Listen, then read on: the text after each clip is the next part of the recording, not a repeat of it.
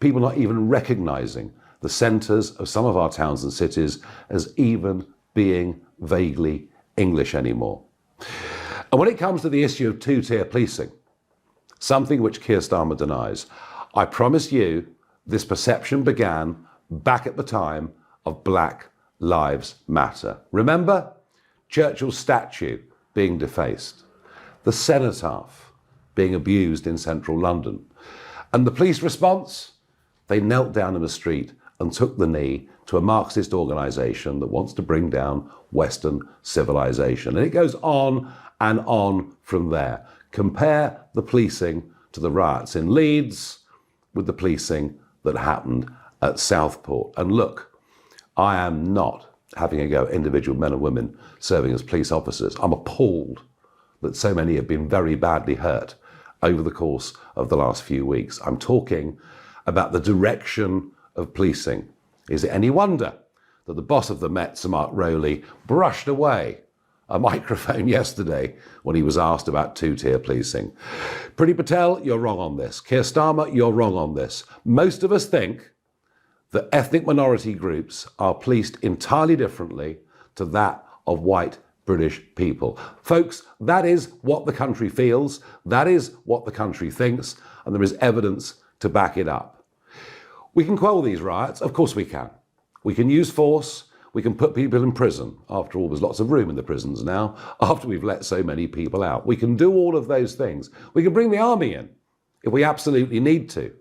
We can stop the riots in the short term, but, and here's the important thing, do we want to deal with the symptom that we're seeing today or solve the problem?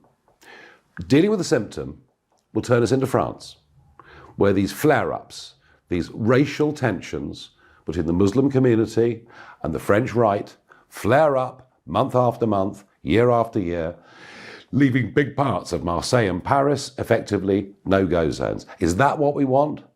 Or do we want to actually solve the problem?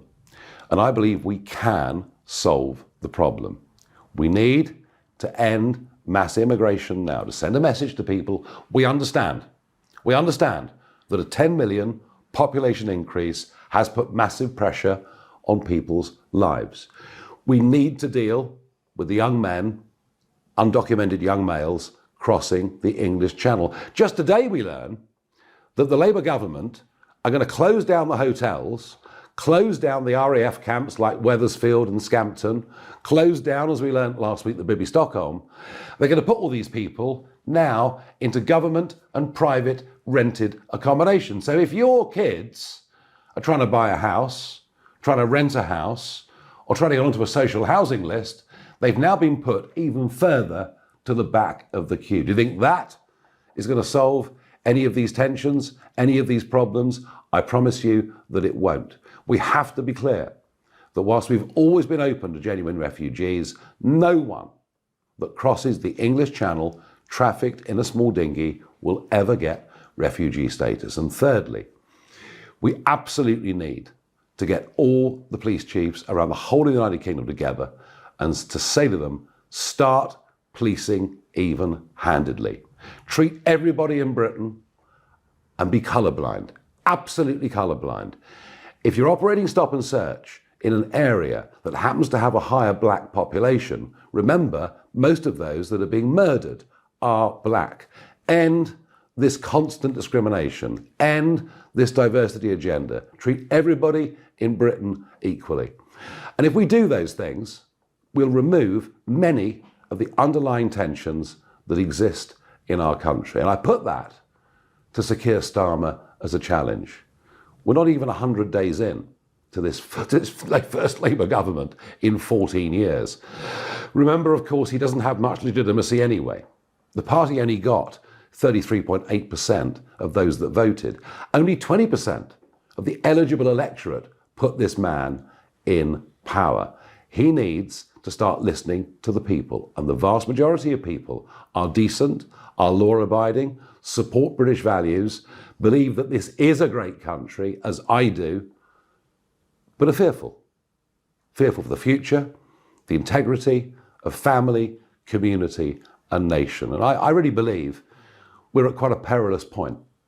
If we allow all of those things that we've built, defended over centuries, if we allow all of those things to come under threat, then we are in very, very big trouble. We will decline down the order of countries in this world. And remember, we're envied by most of the world.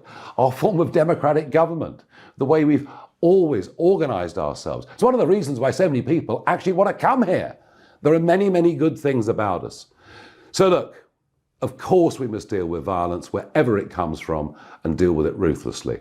But please, Prime Minister, don't use the narrative that anybody that is concerned about excess immigration, about illegal immigration, about population explosion, about change in our communities, do not allow them to think